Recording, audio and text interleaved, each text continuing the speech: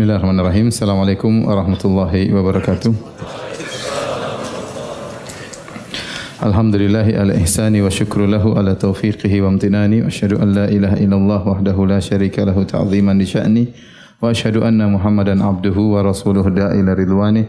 Allahumma salli alaihi wa ala alihi wa ashabihi wa ikhwani. Hadirin hadirat yang dirahmati oleh Allah Subhanahu wa taala, kita melanjutkan bahasan kita tentang Tarikhul Yahud, tentang sejarah kaum Yahudi.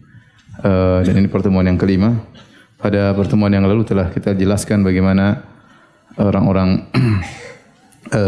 Yahudi ya dipimpin oleh Nabi Yusha bin Nun akhirnya kembali menguasai ke Palestina, kemudian mereka pun tinggal di Palestina. Tatkala mereka tinggal di Palestina, maka kemudian Nabi Yusha bin Nun alaihi salatu wassalam kemudian membagi daerah Palestina dikuasai oleh 12 hakim ya. Maka masa tersebut disebut dengan Asrul Qudat, yaitu masa kehakiman, dan dalam kitab Injil ada namanya judulnya Hakim-Hakim, yaitu tentang bagaimana hakim-hakim Yahudi yang mereka mengatur Palestina tatkala itu. Kenapa 12? Karena mereka ada 12 asbat, 12 suku ya. Sebagaimana anak-anaknya Nabi Yakub alaihissalam 12 orang. Maka masing-masing suku dipimpin oleh satu hakim. Kemudian masa hakim-hakim ini berlaku sampai sekitar 350 tahun menurut pendapat sebagian ulama mereka, dan sebagian ulama mengatakan hanya sekedar 100 tahun.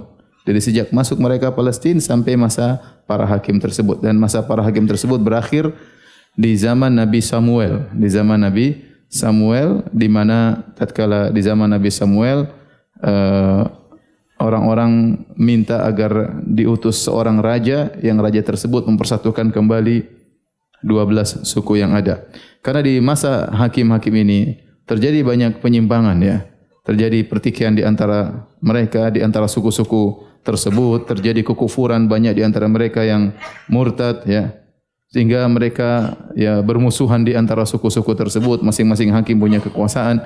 Sampai akhirnya di zaman Nabi Samuel, maka para pembesar-pembesar Bani Israel mereka berkumpul meminta agar Nabi Samuel minta kepada Allah agar diutus seorang raja yang bisa menyatukan mereka. Yang ini Allah abadikan dalam surat Al-Baqarah ayat 246 dan selanjutnya. Kata Allah Subhanahu wa taala, "Alam tara ilal mala'i min bani Israil min ba'di Musa." Tidakkah kau melihat kepada al-mala', yaitu pembesar-pembesar dari Bani Israel min ba'di Musa, setelah zaman Nabi Musa, yaitu setelah zaman Nabi Musa, yaitu di zaman Nabi Samuel. "Idz qalu linabiyyin lahum ba'ath lana malikan nuqatil fi sabilillah."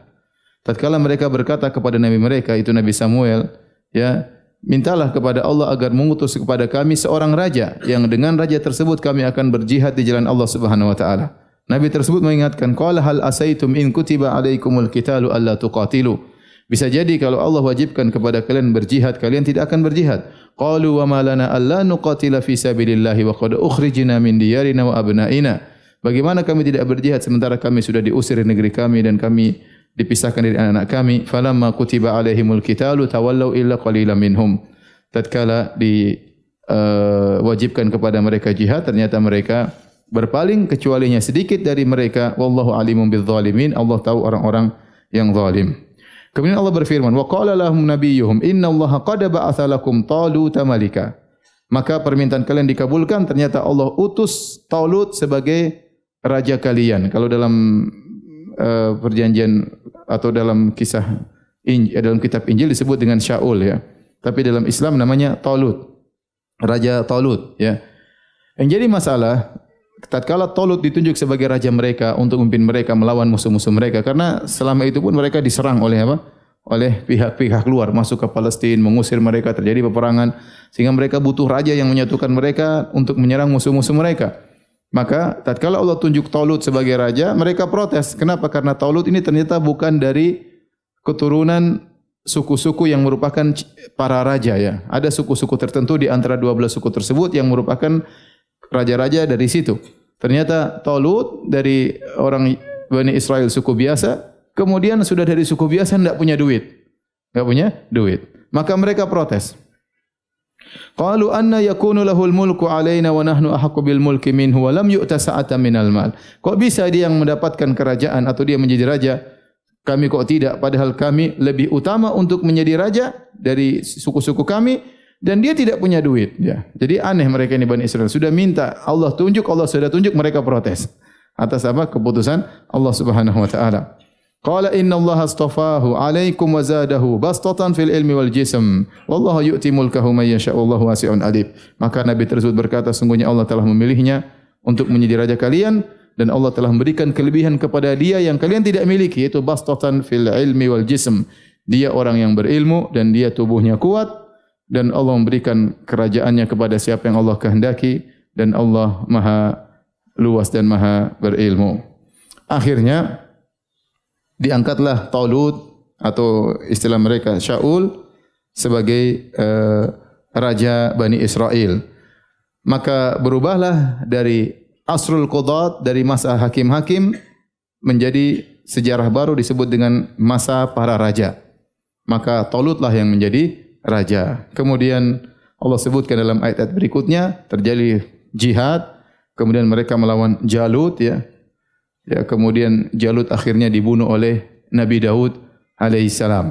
Setelah Talut menjadi raja, kemudian kerajaan dipindahkan dari Talut kepada Daud alaihissalam. Karena Daud alaihissalam hebat dalam melawan musuh-musuh Allah Subhanahu wa taala. Maka inilah pertama ada seorang nabi sekaligus raja, dialah Nabi siapa? Nabi Daud alaihissalam. Kemudian di zaman Nabi Daud alaihissalam membangun Haikal yaitu kerajaan. Kemudian disempurnakan pembangunannya oleh putranya Sulaiman alaihissalam atau mereka sebut dengan Salomo ya. Ya Salomo kalau dalam Injil yang ada di HP saya ya. Namanya Salomo ya. Subhanallah, saya baca tentang Nabi Sulaiman, Nabi Daud versi Injil. Waduh, Sulaiman tu begini membangkang perintah Allah, bikin kuil untuk penyembahan dewa. Jadi Nabi Sulaiman melakukan kesyirikan, bahkan mendukung kesyirikan. Saya ini gimana nih kitab suci seperti ini ya. Ya, kemudian Nabi Daud, sebagaimana pernah kita jelaskan dalam kisah Nabi Daud, suka dengan istri orang, kemudian berzina dengan istri orang, kemudian suaminya cewek tersebut disuruh berperang supaya mati, akhirnya dan macam-macam ya. Dan itu subhanallah dalam Islam tidak ada seperti itu. Nabi-nabi itu orang-orang apa? Mulia ya. Kita baca, saya tadi baru baca Sulaiman ya. Istrinya 700, gundiknya berapa ratus, kemudian ya, itu tidak masalah, bebas-bebas saja. tetapi ya, gitu. Karena mereka menolak poligami, sementara Nabi Sulaiman istrinya berapa? 700. Jadi masalah dia bikin kuil untuk penyembahan dewa, kemudian dimurkai oleh Allah, kemudian membangkang perintah Allah. Jadi intinya akhirnya pembangunan Haikal dilanjutkan oleh Nabi Sulaiman alaihissalam, putra Nabi Daud alaihissalam. Ya. Kemudian setelah Nabi Sulaiman meninggal, kita tahu zaman keemasan di zaman Nabi Sulaiman alaihissalam, terjadilah keributan ya setelah Nabi Sulaiman alaihissalam meninggal. Maka akhirnya orang-orang Yahudi yang tadinya sudah bersatu padu di zaman para raja terpecah menjadi dua. Terjadilah dua kerajaan. Maka tatkala Nabi Sulaiman alaihissalam meninggal, maka kerajaan dipegang oleh putranya Rohboam atau Rohbaim dalam apa Injil ya. Rohboam bin Sulaiman, dia menggantikan kedudukan bapaknya. Dan orang-orang ternyata sebagian besar tidak mau membaiat, tidak mau mengangkat Rohboam. Mereka mengatakan kalau kau mau jadi raja, maka peraturan harus dilonggar, jangan diketatkan. Karena bapakmu dulu terlalu ketat. Siapa? Sulaiman alaihissalam terlalu apa? Tasyaddud, terlalu ketat dalam peraturan-peraturan. Kalau kau mau peraturan dikurangi, kami akan angkat engkau menjadi raja. Akhirnya Rohboam tidak mau, tetap bertahan dengan ajaran bapaknya. Akhirnya mayoritas Yahudi dari 10 suku semuanya meninggalkan Rohboam, kemudian mereka membaiat yang lain yang namanya Yorboam bin Nubat. Yorboam ini putranya Nubat. Nubat adalah salah seorang dari anak buah Nabi Sulaiman yang dahulu membangkang di zaman Nabi Sulaiman. Kemudian anaknya diangkat menjadi raja dari 10 suku. Adapun yang membaiat Rohboam cuma 2 suku, yaitu suku Binyamin dan suku Yahuda. Suku Binyamin dan suku Yahuda. Adapun 10 suku yang lainnya membaiat Yurbu'am. Sehingga akhirnya jadilah Bani Israel menjadi dua kerajaan. Kerajaan pertama disebut dengan Mamlakatu Israel, yaitu kerajaan Israel atau kerajaan utara, ya, yang dipimpin oleh Yurbu'am bersama 10 suku. Kerajaan kedua yang berada di selatan Palestina disebut dengan Mamlakat Yahuda, kerajaan Yahuda, ya, yaitu yang ibu kotanya Yerusalem. Di zaman perpecahan ini yang disebut dengan Asra Inkisam, ya, terpecahnya Yahudi menjadi dua kerajaan, maka terjadilah banyak kekacauan, terjadi kekufuran, terjadi murtad juga, ribut, peperangan saudara di antara mereka, belum lagi memerangi musuh-musuh yang datang ingin melawan mereka, jadi perang, konflik dalam negeri dan konflik luar negeri, ya. Dan demikian kondisi Yahudi tatkala itu sampai akhirnya datanglah Asyuri dari Irak, kemudian datang, ya, disebut Raja Sarjun, ya, Sarjun II, kemudian dia pun pada tahun 722 sebelum Masehi. Dia pun datang, akhirnya dia menyerang Palestina dan akhirnya berhasil menguasai kerajaan utara Palestina, yaitu kerajaan Yurbu'am. Di zaman itu pula kemudian Taurat hilang bertahun-tahun entah kemana, ya, karena mereka tidak ada yang hafal Taurat. Jadi disimpan Taurat, ternyata Taurat diserang, entah Taurat kemana, entah hilang, ya. Kemudian dihancurkanlah kerajaan Israel bagian utara. Tinggal kerajaan Yahuda, ya, kerajaan Yahudi, ya, bahasa Arab asalnya Yahuda tapi kemudian berubah menjadi Yahudi, ya. Kerajaan Yahudi yang masih ada di sebelah selatan masih tetap tegak tetapi sulit, ya. Akhirnya diperangi juga dari pihak-pihak luar, ya. Sampai akhirnya datanglah seorang namanya Bukhtanasar. Bukhtanasar yaitu dari Babil. Babil itu di Irak, ya. Babil itu di Irak, atau kalau bahasa Inggrisnya Nebukadnezar, ya. Nebukadnezar, ya. Kalau bahasa Arabnya Bukhtanasar. Bukhtanasar. Maka dia dari Babylon, ya, atau kalau bahasa Arab Babil, ya. Dari Irak. Ya, dia menggantikan Asyuriyin, ya. Kemudian dia merebut kerajaan Asyuriyin di Irak, kemudian datang ke Palestina, kemudian dia pun menyerang kerajaan Yahudi yang sebelah selatan atau kerajaan yang membaiat Rohboam. Akhirnya Yahudi pun dikuasai. Setelah dikuasai, kemudian mereka mengambil Bani Israel sebagai budak-budak mereka, kemudian diasingkan ke daerah Babil, ya. Maka masa-masa ini disebut dengan Asr Sabi al-Babili, yaitu masa perbudakan Babylon, ya, Babilonia, masa perbudakan Babilonia, di mana orang-orang Babilonia mengambil orang-orang Yahudi kemudian diperbudak di Irak. Dan di zaman itu pula terjadi penghancuran Haikal Sulaiman yang pertama kali, dihancurkan oleh Bukhtanasar. Dihancurkan oleh Bukhtanasar pada tahun 586 sebelum Masehi. Ingat, ya, sebelum Masehi, bukan sebelum hijrah, ya. Sebelum Masehi, ya. Sebelum Nabi Isa lahir alaihissalam. Akhirnya hancurlah seluruh kerajaan Yahudi, yang utara sudah hancur sebelumnya, yang selatan kemudian hancur. Akhirnya mereka tinggal di masa pengungsian, di masa perbudakan di Babilonia di Irak dalam waktu yang sangat panjang. Dan pada tahun 539 sebelum Masehi, ya, Babilonia dikuasai oleh Persia. Akhirnya kerajaan Babilonia diambil oleh Persia. Kemudian ada raja Persia yang namanya, saya tidak tahu, Kurs, ya, atau siapa, ya. Kalau bahasa Arab namanya Kurs, ya. Akhirnya dia berbuat baik kepada Bani Israel.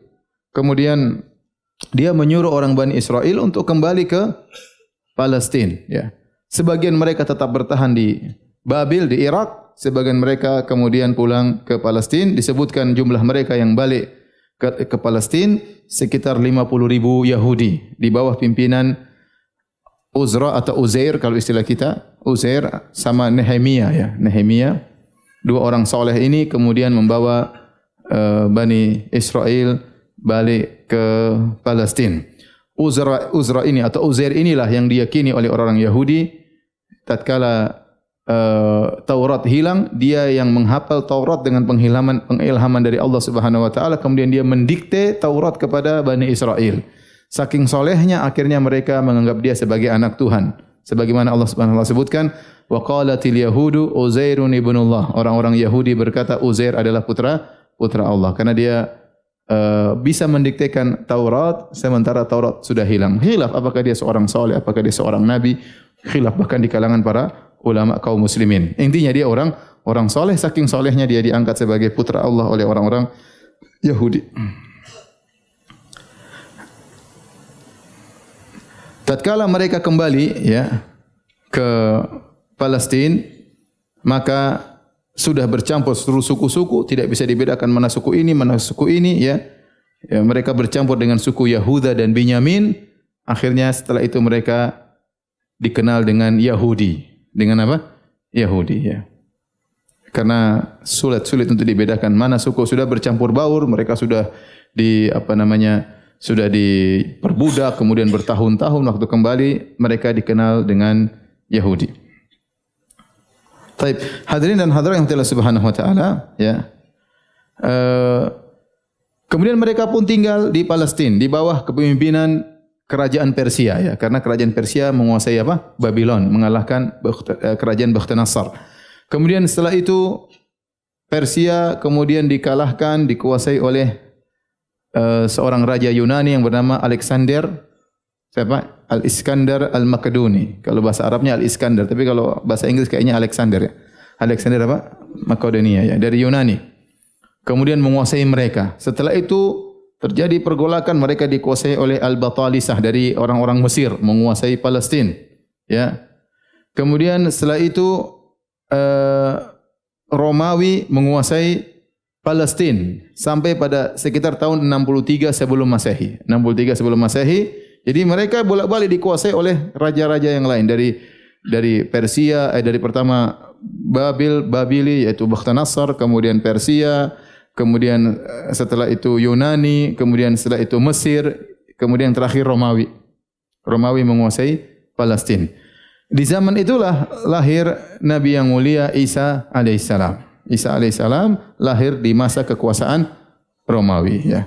Tatkala Nabi Isa lahir, kemudian dia memperbaiki kondisi Yahudi yang banyak melakukan kesyirikan, akhlak buruk, maka Nabi Isa alaihissalam mengajari mereka akidah yang benar dan memperbaiki akhlak yang mereka yang rusak. Rupanya orang-orang Yahudi tidak terima tentang dakwah Nabi Isa alaihissalam. Mereka berharap Nabi yang turun terakhir adalah atau diutus oleh Allah adalah Nabi yang jagoan seperti Nabi Daud alaihissalam yang bisa menggulingkan Romawi. Itu harapan mereka. Ternyata Nabi Isa tidak demikian. Nabi Isa diutus di zaman kekuasaan Romawi dan Nabi Isa tidak melawan imperator yang ada, bahkan Nabi Isa mendakwahkan tauhid tatkala itu untuk memperbaiki kondisi Bani Israel yang ada ya. Dan Allah tidak mewajibkan Nabi Isa untuk berperang melawan apa? Romawi karena secara kekuatan tidak mungkin dan Allah menurunkan ajaran yang realistis, yang logis. Tidak mungkin Nabi Isa yang dalam kondisi demikian kemudian menyerang Romawi, maka Nabi Isa waktu diutus oleh Allah konsentrasi untuk memperbaiki akidah orang-orang Yahudi. Dari sini orang Yahudi tidak terima dan kebiasaan mereka adalah waqatlahumul anbiya, di antara akhlak orang-orang Yahudi adalah hobi membunuh nabi ya. Kalau ada nabi datang tidak sesuai dengan mood mereka, nabi tersebut dibunuh. Termasuk yang mereka usaha untuk membunuhnya adalah Nabi Isa alaihissalam. Sehingga mereka bekerja sama dengan Romawi, menunjukkan di mana Nabi Isa ditangkap, menurut mereka disalib ya. Orang Yahudi menyangka Nabi Isa disalib dan mereka menyangka mereka telah berhasil membunuh Nabi Isa dan itu juga persangkaan orang-orang Nasara. Tapi Allah bantah, kata Allah, "Wa ma qataluhu wa ma salabuhu walakin syubbiha lahum." Mereka tidak pernah membunuh Nabi Isa dan mereka tidak pernah menyalib Nabi Isa, tetapi ada orang yang diserupakan dengan Nabi Isa. Kata Allah, "Barrafa'ahu Allahu ilaihi." Tapi Allah selamatkan Nabi Isa, Allah angkat Nabi Isa alaihissalam. Tapi intinya mereka punya andil kerjasama dengan orang Romawi untuk membunuh siapa? Nabi Isa, dan ini yang diyakini oleh orang-orang Nasara. Maksudnya orang Yahudi punya ya sumbangsi dalam menumpahkan darah Nabi Isa alaihissalam. Tapi itu yang mereka inginkan. Kalau Nabi Isa tidak disalib maka tidak ada dosa yang ditebus. Untuk menebus dosa dia harus disalib. Harusnya orang Nasrani berterima kasih kepada orang Yahudi yang berhasil menangkap Nabi Isa untuk menebus apa? Dosa mereka. Kalau tidak, dosa mereka tidak bisa ditebus oleh Nabi Isa alaihissalam. Taib. Kemudian Nabi Isa diangkat oleh Allah Subhanahu wa taala, kemudian semakin kacau kondisi Yahudi ya. Silih berganti dikuasai oleh suku-suku yang lainnya. Kemudian masuk pada fase berikutnya disebut dengan fase Ashrus Syatat, yaitu fase di mana mereka terpencar ya di mana-mana ya. Pergi ke mana-mana ya. Kenapa? Karena orang Yahudi di Palestina mereka selalu mengadakan pergolakan, usaha untuk menggulingkan pemerintah yang ada, mereka protes terhadap pemerintah yang ada dan selalu mereka mengalami kegagalan. Akhirnya mereka ditangkap, dibunuh. Itu mereka hidup dalam kondisi kesengsaraan. Ya, terus menerus tiada berhenti-hentinya. Kita coba bayangkan sejarah dari sejak mereka ya sejak Nabi Sulaiman meninggal dunia, mereka selalu dalam kondisi apa? Sengsara, pertumpahan darah, perkelahian, pembunuhan, murtad, syirik dan seterusnya. Tidak berhenti-berhenti sampai Nabi Isa lahir, tetap aja mereka dimusuhi oleh Romawi, tetap aja, dan mereka terus begitu bergejolak, membangkang, dibunuh dan yang lainnya. Sampai akhirnya Imperator Romawi menghancurkan Haikal Sulaiman kedua kali, dihancurkan sehabis-habisnya. Dulu yang pertama hancurkan siapa? Bukhtanasar, Nebukadnezar ya. Ya, Nebukadnezar ya. Kemudian itu Bukhtanasar, mungkin baru hancurkan sebagian. Di zaman Romawi semuanya dihancurkan. Tinggal satu tembok yang mereka bilang tembok apa? Ratapan. Di tahun 135 Masehi, ya, maksudnya 135 setelah lahirnya Nabi Isa, maka Yahudi mengadakan pergolakan yang lain di zaman pemerintahan Romawi. Adrianus, namanya Raja Adrianus, yang akhirnya menghancurkan kerajaan Yerusalem. Ya. Kemudian dia menggantikan Haikal Sulaiman dengan kuil untuk menyembah dewa Jupiter.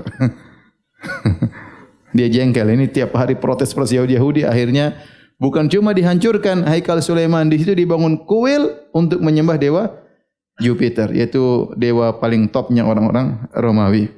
Ya. Kemudian dia mengganti Madinah atau kota Yerusalem dengan nama lain, namanya Ilia Capitolina. Saya enggak tahu ini bahasa Inggrisnya apa ya.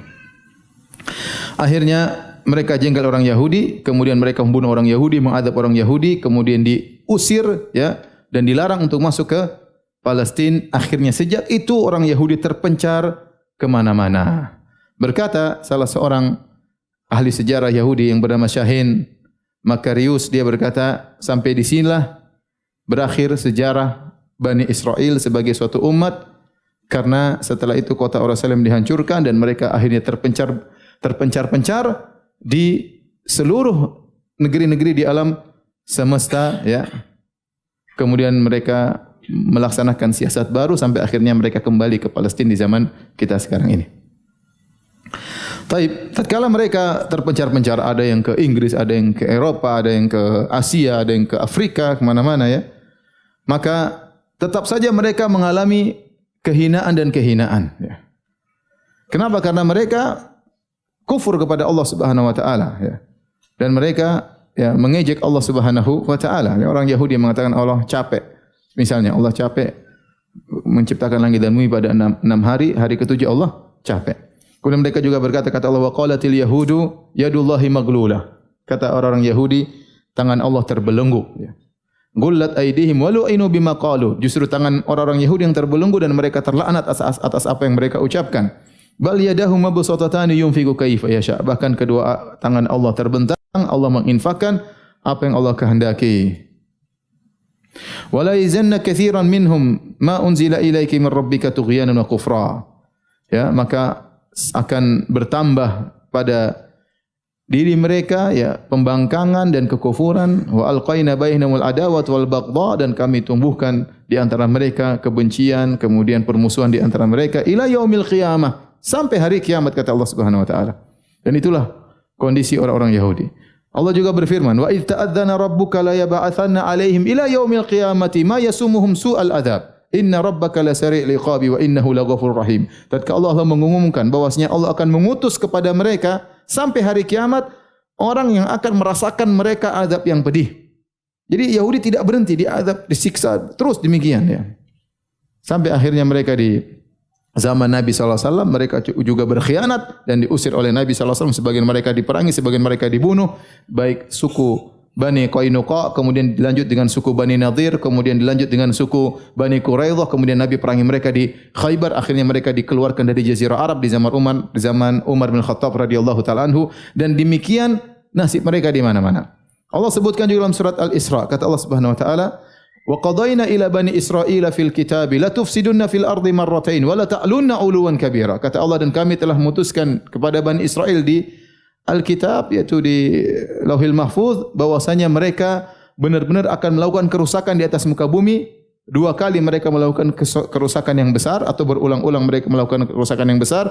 Wala ta'lunna 'uluwan kabira, dan kalian benar-benar akan sombong orang Yahudi. Mereka sombong ya.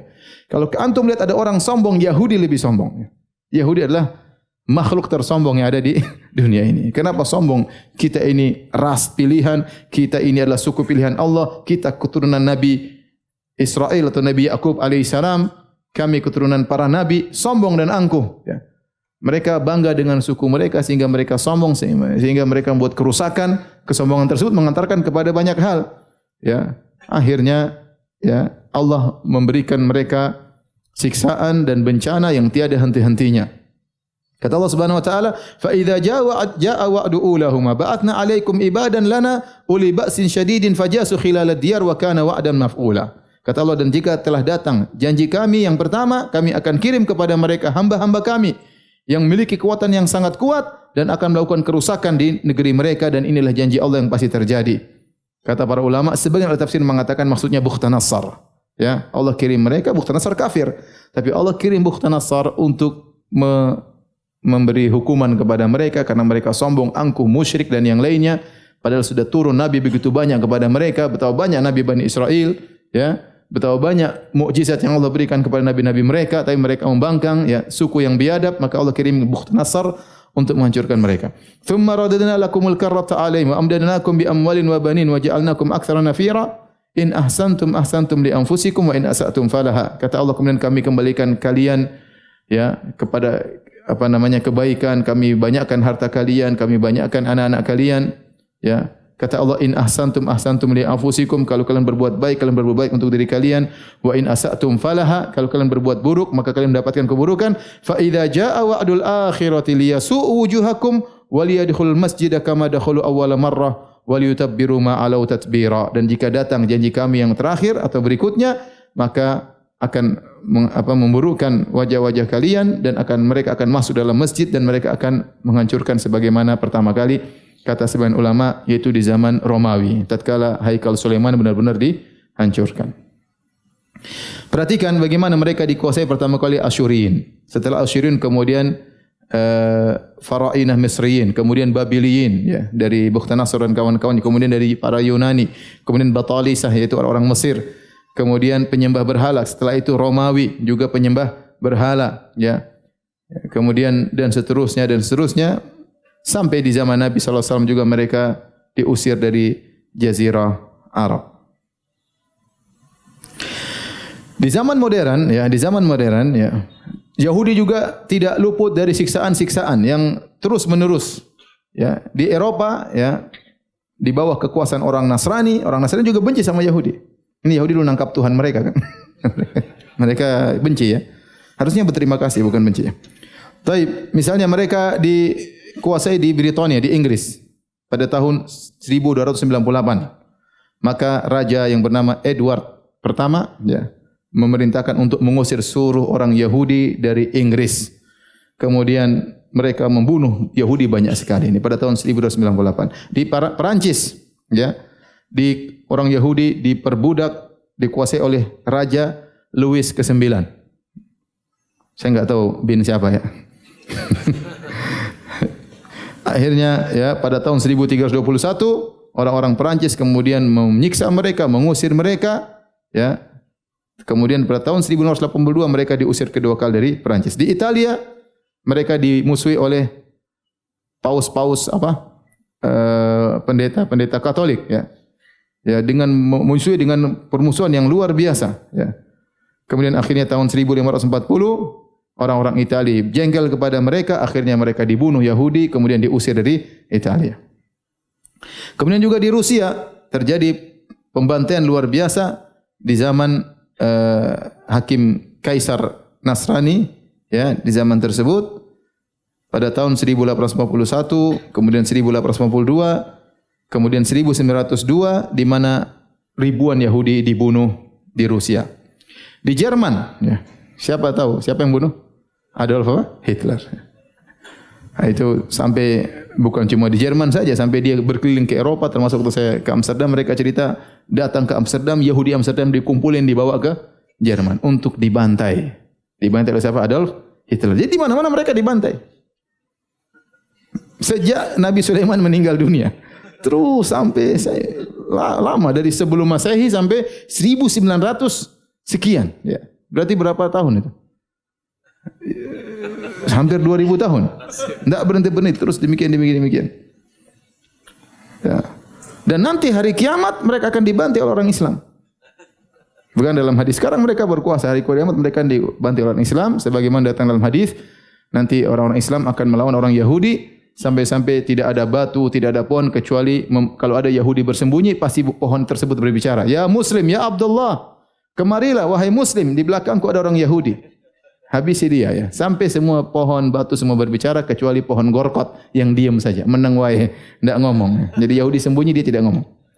Intinya mereka demikian nasib mereka seterusnya sampai hari kiamat. Kata Allah, man yasumuhum su'al azab.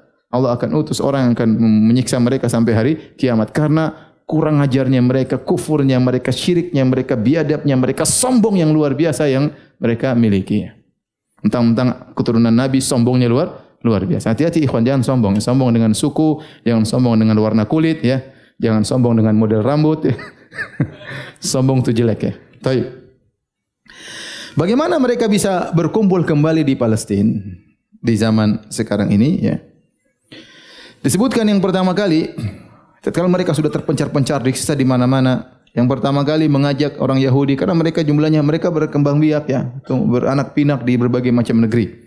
Kemudian pertama kali yang mengajak ada seorang namanya Sir Henry Finch, seorang Inggris. Ya. Pada tahun 1616 dia menulis buku judulnya Nidaul Yahud, panggilan kepada orang-orang Yahudi. Usaha-usaha untuk mengembalikan orang Yahudi berkumpul kembali. Kemudian setelah itu muncul namanya Jenderal Napoleon Bonaparte, ya, seorang Perancis. Kemudian dia menyuruh orang Yahudi untuk menegakkan negara mereka di Palestina, ya, dan dia berusaha untuk mengajak ini mempropagandakan agar Yahudi kembali, mereka berpencari kumpul kembali mendirikan negara di Palestina. Bahkan dia menulis suatu penjelasan, ya, suatu statement yang isinya bahwasanya Yahudi adalah pewaris Palestina yang syar'i, ya, yang syar'i. Mereka berhak untuk untuk tinggal di Palestina. Kemudian akhirnya propaganda berikutnya dari para pemikir-pemikir Yahudi, ya.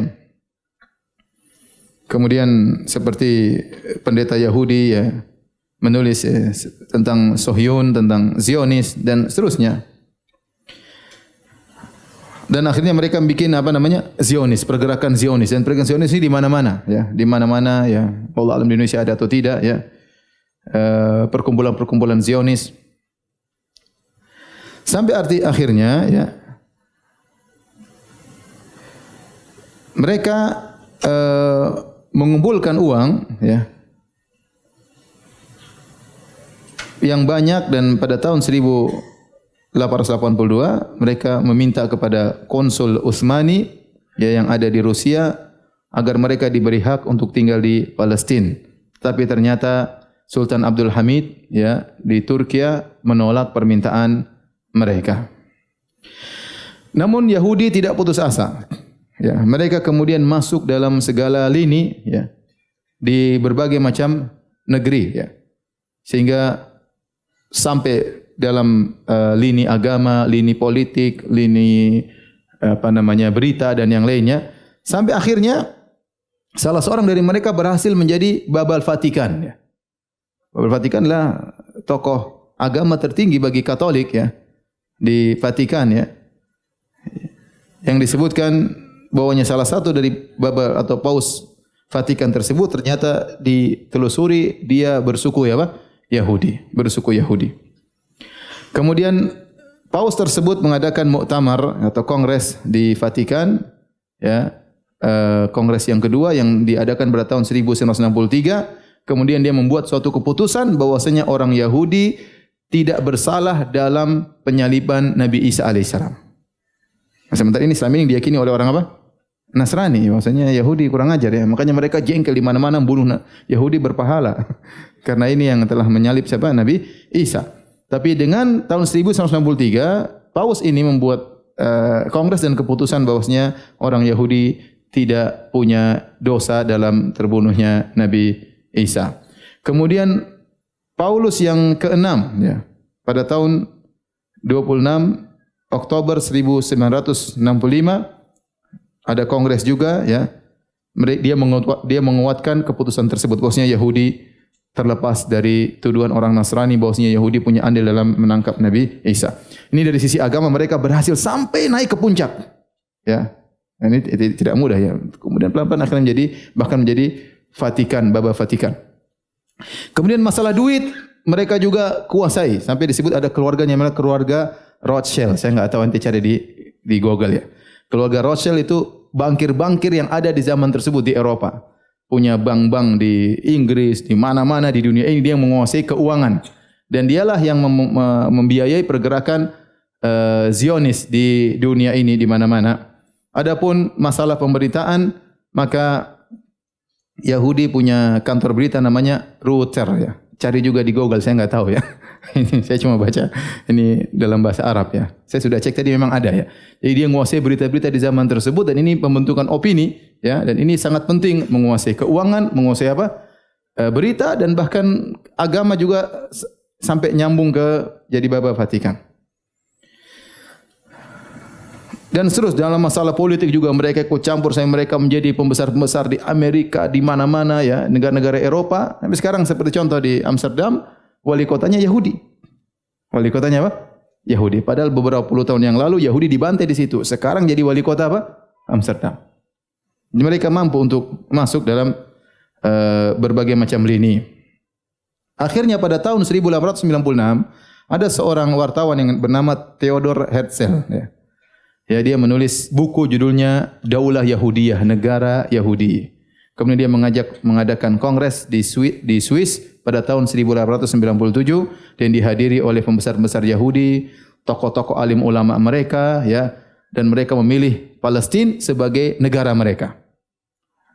Jadi mereka kongres, kita harus punya negara. Kita terpencar di mana-mana, suku Yahudi di mana-mana, kita harus bikin negara. Akhirnya mereka memilih Palestina sebagai negara mereka. Kemudian Theodor Herzl ini membuat semacam mengumpulkan duit yang banyak ya untuk membeli tanah-tanah di Palestina. Maka dia kumpulkan uang yang banyak, kemudian dia pun datang kepada Sultan Abdul Hamid yang ada di Turki ya, mau kasih sogoan, rishwah ya. Hati-hati ketangkap KPK. Dia kasih rishwah uang yang banyak agar Yahudi diizinkan untuk berhijrah atau pindah ke Palestina. Tetapi Sultan Abdul Hamid di Khilafah Utsmaniyah menolak tawaran tersebut. Kemudian pada tahun 1909 Masehi, maka Zionis ya berhasil masuk di Turki, kemudian membuat pergerakan-pergerakan sehingga akhirnya terjadi pemberontakan atau akhirnya pelengseran, dimakzulkan siapa? Sultan Abdul Hamid dengan seorang tokoh yang namanya Mustafa Kemal Atatürk. Ya, Mustafa Kemal Atatürk ya.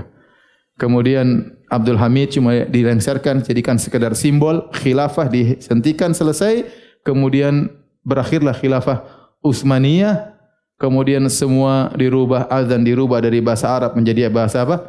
Turki, assalamualaikum dirubah jadi bahasa yang lain, perempuan dilarang berjilbab, semua kacau balau ya. Di zaman Mustafa Kemal Atatürk. Di situ masuklah sekuler dalam Turki ya. Sehingga wajar kalau mereka sekarang banyak yang tidak sholat di Turki dan antum kalau ke sana antum bisa tanya ya bahwasanya banyak di antara mereka masih yang tidak sholat karena pengaruh dari Kemal Atatürk yang luar biasa. Sekarang mungkin mereka mulai mengadakan perbaikan tetapi pengaruh Kemal Atatürk luar biasa ya. Kemudian pada tahun 1917 ya Menteri Luar Negeri namanya Balfour, Menteri Luar Negeri Inggris, akhirnya ya memberi izin kepada Yahudi untuk tinggal di Palestina. Dan subhanallah, sebagian orang-orang Islam yang lemah iman yang tinggal di Palestina, ya, tanahnya dibeli orang Yahudi dengan harga yang mahal, mereka jual. Sebagian orang Palestina yang ya mungkin kebutuhan karena yang lainnya, akhirnya orang Yahudi beli tanah dengan harga yang mahal, mereka apa?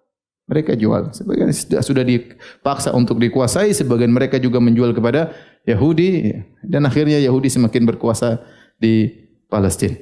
Sampai akhirnya intinya Amerika pada tahun 1947 mengeluarkan keputusan bahwasanya Palestina dibagi dua untuk kaum muslimin dan untuk apa? Yahudi, ya. Akhirnya pada tahun 1948 tegaklah kerajaan Israel di mana? Di Palestina. Dan demikianlah kenapa Yahudi sampai ke Palestina. Taib. Di akhir penghujung pembahasan kita, saya ingin menyampaikan beberapa persangkaan keliru atau dakwah propaganda orang Yahudi yang tidak benar. Di antara propaganda mereka, ya, mereka mengatakan bahwa mereka adalah suku pilihan Allah Subhanahu wa taala, ya. Karena kami adalah keturunan Nabi Yakub, ya. Yakub, ya. Bin Ishak bin Ibrahim. Dan kamilah suku terpilih oleh Allah Subhanahu wa taala. Buktinya para nabi kebanyakan dari Bani Israel, dan mereka bangga dengan bahwasanya mereka keturunan para nabi, ya. Maka kita katakan, benar, kamu keturunan para nabi itu mulia. Tetapi yang paling mulia adalah yang paling apa? Bertakwa. Percuma keturunan nabi kemudian tidak bertakwa. Kalau Imam Syaukani rahimahullah tatkala membahas tentang masalah ini, beliau sebutkan betapa banyak keturunan nabi yang ternyata melenceng, ya. Contohnya seluruh Bani Israel ngaku keturunan Nabi Yakub. Ternyata mereka bejat atau tidak? Bejat. Mungkin 100% mereka kafir, ya. Yang tidak kafir harusnya masuk Islam. 100% mereka harus kafir. Padahal mereka semua keturunan siapa? Nabi, ya. Semua keturunan Nabi. Demikian juga, lihat, suku Quraisy, semua Quraisy keturunan Nabi Ismail. Semua Quraisy keturunan siapa? Nabi Ismail. Abu Lahab itu keturunan Nabi Ismail. Abu Jahal keturunan Nabi Ismail. Semua Quraisy keturunan Nabi Ismail. Tapi tidak semua mereka bertakwa kepada Allah Subhanahu wa taala. Oleh karenanya menjadi anak Nabi tidak menjamin bahwasanya Anda maksum, tidak punya salah, ya. Demikian juga kita bilang seperti keturunan Nabi sekarang, ya, yang disebut dengan habaib. Di antara mereka ada yang soleh luar biasa, di antara mereka ada yang Syiah, di antara mereka ada yang Sufi, di antara mereka pelaku maksiat, di antara mereka yang banyak kena kasus-kasus, ya. Tidak semuanya kemudian menjadi orang-orang yang saleh, ya. Maka jangan karena kalian keturunan Nabi kemudian kalian merasa bangga, kalian merasa kami adalah suku terpilih Allah Subhanahu wa taala. Ya, benar kalian mulia keturunan para nabi, tetapi Allah punya barometer, inna akramakum indallahi atqakum. Yang paling mulia di sisi Allah adalah yang paling bertakwa, ya. Bagaimana Bilal bin Rabah yang hitam lebih utama dari banyak orang-orang Arab, lebih baik utama dari banyak orang Quraisy, ya. Jangan menganggap bahwasanya kalian adalah pilihan putra-putra atau pilihan Allah Subhanahu wa taala kalau kalian tidak bertakwa kepada Allah Subhanahu wa taala. Oleh karenanya Allah bantah mereka, wa qalatil yahudu wan nasara nahnu abna'ullahi wa ahibba'u. Berkata Yahudi Nasrani, kami adalah putra-putra Allah, kekasih-kekasih Allah. Kata Allah, "Qul falima yu'adzibukum bidzunubikum." Katakanlah kepada mereka orang Yahudi, kalau kalian putra-putra Allah, kekasih-kasih Allah, kenapa nenek moyang kalian ada yang diazab oleh Allah jadi monyet dan babi-babi? Apakah Allah cinta kepada kalian, kalian dirubah jadi babi? Sejak kapan kekasih merubah kekasihnya jadi babi?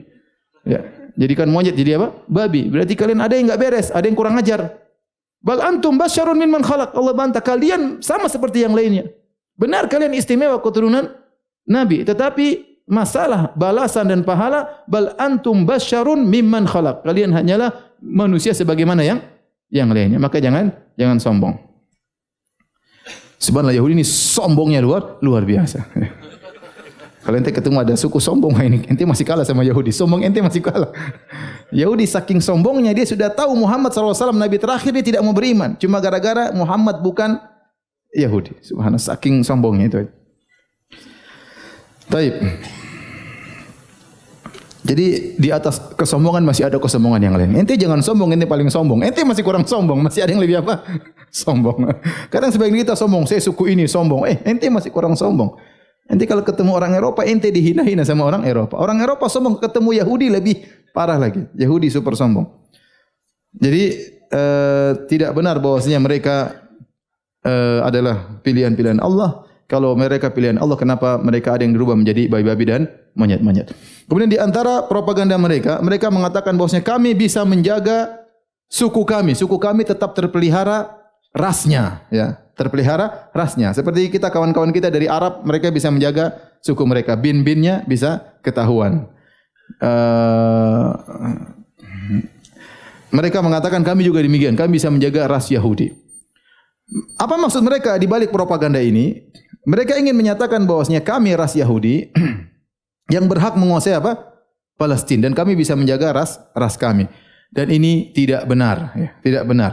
Karena secara pandangan singkat saja kalau kita lihat bentuk orang-orang Yahudi, mereka bentuknya macam-macam. Ada Yahudi black, ada Yahudi apa?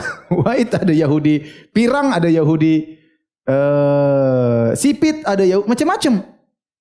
Gimana kemudian kamu bilang kamu bisa menjaga ras kamu sementara bentuk kalian beda-beda? Sampai kemarin saya ketemu salah seorang waktu hajian sama saya, salah seorang mungkin intel atau apalah saya enggak tahu, atau diplomat. Dia cerita waktu dia lagi di sana di Yahudi, apa ibu kota Yahudi? Apa? Tel Aviv ya. Dia lagi di sana, terjadi perang antara Yahudi berkulit putih sama Yahudi hitam. Yahudi hitam tidak diakui oleh Yahudi berkulit putih, berkulit coklat lain lagi.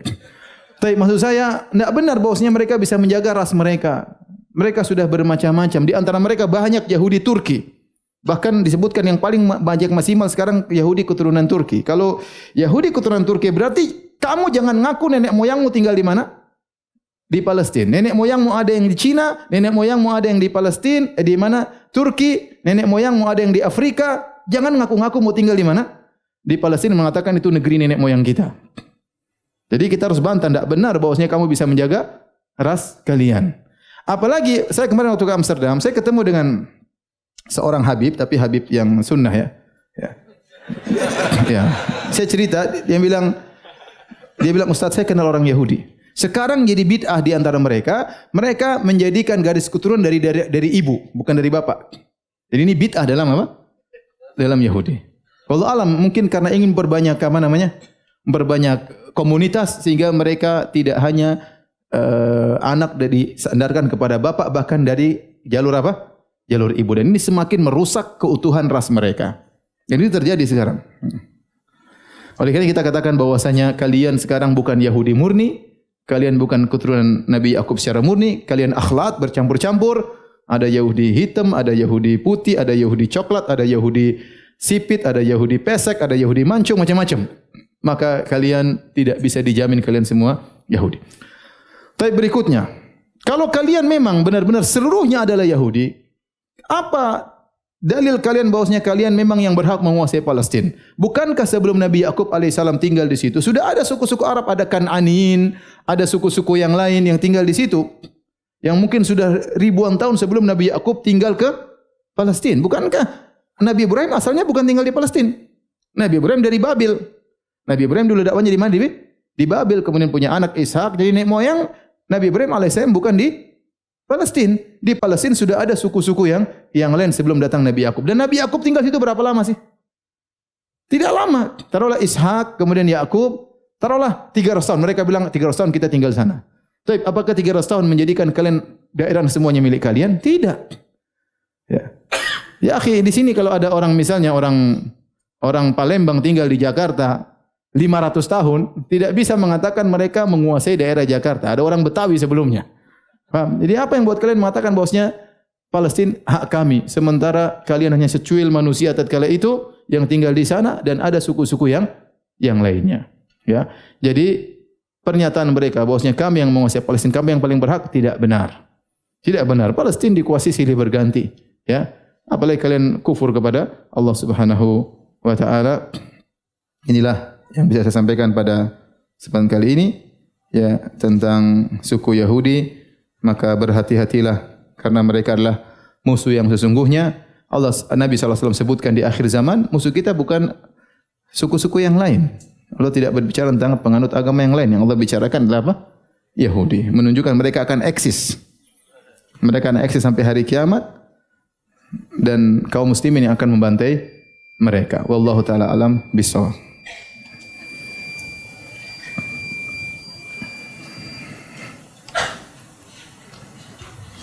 Yang bertanya persilakan ya. Silakan azan.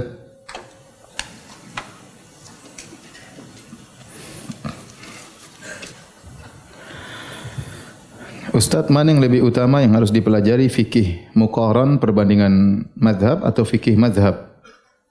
Yang lebih baik seorang belajar fikih madhab terlebih dahulu ya. Jika dia bisa belajar dengan baik ya. Kalau dia punya waktu yang panjang, dia belajar fikih madhab, baru kemudian dia belajar fikih perbandingan. Tapi kalau dia tidak punya waktu yang panjang, semangat untuk ilmunya terbatas, maka dia belajar fikih. Siapa saja yang ngajar, yang penting orang tersebut amanah. Kalau dia pun belajar fikih madhab, maka dia menyebutkan yang rajih menurut dia, tidak fanatik terhadap madhab tersebut. Ya, tidak ada masalah. Ulama-ulama kita juga mengajarkan madhab, dan ulama-ulama salaf dulu mereka juga bermadhab. Syekh Utsaimin bermadhab Hambali, Syekh bin Baz bermadhab Hambali, terutama orang Saudi bermadhab apa? Hambali. Ibnu Taimiyah bermadhab Hambali, Muhammad bin Wahab juga bermadhab Hambali, dan juga ada ulama-ulama bermadhab Syafi'i, ada ulama sunnah bermadhab Malikiyah, Ibnu Abi Zaid Al-Qayrawani bermadhab Maliki. Jadi tidak mengapa, yang penting kalau antum punya semangat belajar, bagusnya memang madhab dulu. Setelah madhab apapun, apa-apa. Mau ambil madhab Hambali boleh, mengambil madhab Syafi'i boleh, atau yang lainnya. Kemudian baru belajar fikih perbandingan. Tetapi kebanyakan kita tidak punya semangat sampai seperti itu ya. Ya, baru fikih solat, fikih selanjutnya sudah tidak ada kajian lagi ya.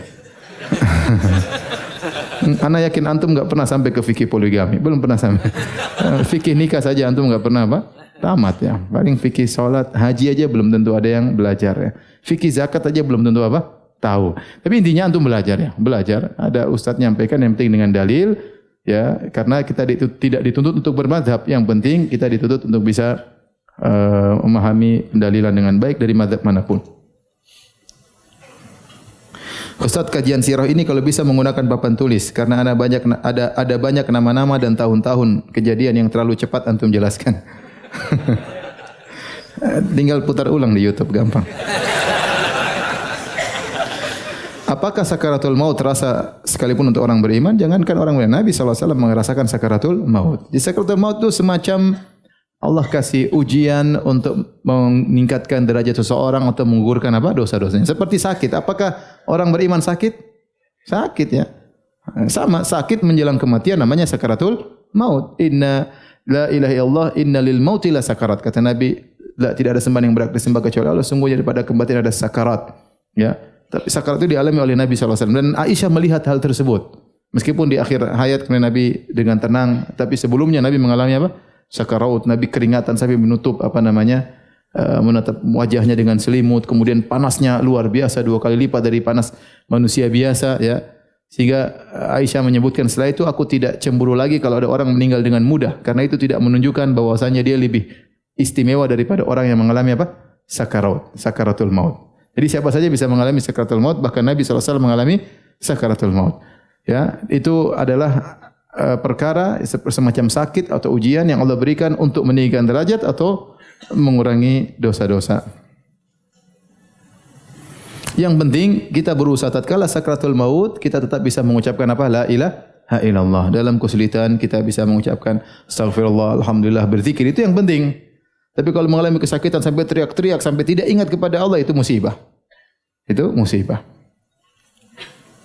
Ustaz, ibu bapak saya sering mengingatkan saya untuk sholat, tapi mereka sendiri tidak sholat. Bagaimana cara menasihatinya? Antum sholat saja, enggak apa-apa. Ya, iya Bu, terima kasih nasihatnya Bu. Terima kasih Pak, saya sholat atas bimbingan Bapak. Gitu aja.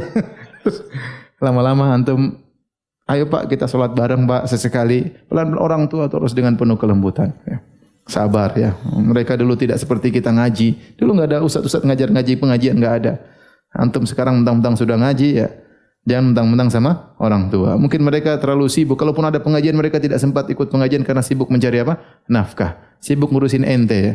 Oleh karenanya, kalau antum sudah dapat hidayah, harus lemah lembut kepada orang tua. Pak Ustadz, bagaimana menjikapi teman sombong dan pamer? Ya nasihati. Ente jangan sombong, jangan pamer ya. Seperti perkataan ada seorang salaf ketemu dengan seorang, kau tidak tahu siapa saya? Kata salaf tersebut, saya tahu. Ya. Engkau ya tercipta dari air mani yang hina ya. Dan dalam perutmu ada kotoran yang bau, dan kalau mati menjadi bangkai yang bau. Assalamualaikum. Selesai. Mau sombong apa lagi ya? Ustaz, pada 2 pekan yang lalu ana salat berjamaah. Namun ketika imamnya sebelum salat dia berwudu dulu. Sebelum berwudu dia merokok dulu ya. Ini mungkin ritual sebelum salat. Supaya konsen ya. Bagaimana hukum salat di belakang imam seperti ini? Para ulama khilaf tentang hukum seorang salat di belakang imam yang fasik. Apa itu kefasikan? Kefasikan itu terjerumus dalam dosa besar atau melakukan dosa kecil yang banyak. 2 pendapat secara umum. Pendapat pertama mengatakan tidak sah salat di belakang imam yang fasik ya, tidak sah, tidak boleh ya. Pendapat yang kedua, ini pendapat jumhur ulama ya, bahwasanya boleh salat di belakang orang yang fasik ya, dosa dia urusan dia, tapi salat hukumnya apa? Sah. Oleh karenanya dalam disebutkan dalam asar-asar bagaimana sebagian sahabat seperti Anas bin Malik radhiyallahu anhu salat di belakang Hajjaj bin Yusuf As-Saqafi. Dan Hajjaj bin Yusuf As-Saqafi seorang yang mubir, benar-benar haus darah, bahkan membunuh tabi'in dan membunuh banyak orang-orang saleh, tapi Anas bin Malik tetap salat di belakang dia, menunjukkan bahwasanya salat di belakang orang fasik selama bukan kafir, salatnya apa? Sah. Tapi kalau ada imam yang lain lebih baik ya. Lebih baik ya.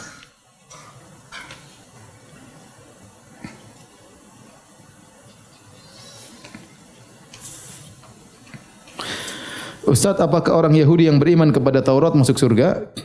Kalau beriman kepada Taurat, kemudian datang Nabi SAW, maka harus beriman kepada Islam. Ya. Karena Nabi mengatakan, La yasma'u bi ahadun min hadhil ummah, Yahudin wala Nasraniyun, thumma yamutu, walam yu'min billadhi ursiltu bihi, illa kana min ahlin nar. Dalam Sahih Muslim, kata Nabi SAW, tidak ada seorang pun dari umat ini mendengar tentang aku, Yahudi atau Nasrani, kemudian meninggal tidak beriman dengan apa yang aku bawa, kecuali menjadi penghuni neraka Jahannam. Bagaimana menyikapi Yahudi yang mu'allaf atau mengaku telah masuk Islam? Apakah harus diwaspadai atau bagaimana ini? Kalau dia Islamnya baik, kita terima, kita bersyukur ada Yahudi masuk apa Islam. Ini langka tapi nyata ya. Karena kenyataan banyak Yahudi masuk Islam. Seperti zaman Nabi namanya Abdullah bin Salam radhiyallahu ta'ala, Yahudi masuk Islam. Di Khaybar, tempatnya markas Yahudi, dulu waktu Nabi perangi, ada juga Yahudi yang masuk Islam. Saya tanya sama orang Saudi di sana, di sini masih ada keturunan Yahudi? Kata mereka masih ada. Ente tahu dari mana? Dari fam-famnya, dari nama apa? Keluarganya. Beda.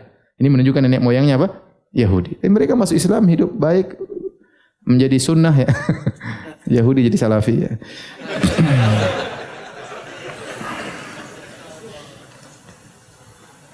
Ustaz, salat sunnah ataupun salat wajib tentu kita ingin menyempurnakan sifat salat kita. Akan tapi terkadang kita menyempurnakan sujud, sebagian kita terlalu maju sehingga tidak jarang tak sengaja menginjak kepala orang.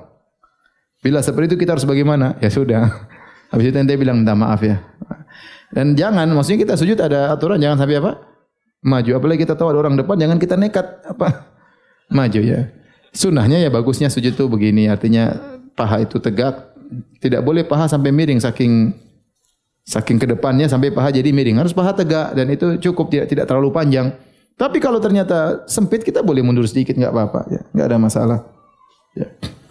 InsyaAllah nanti ada aplikasi baru judulnya Bekal Salat ya.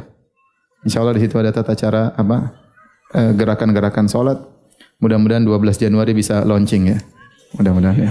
InsyaAllah gratis ya. Untuk jamaah tarbiyah gratis ya. Yang lain juga gratis sama aja.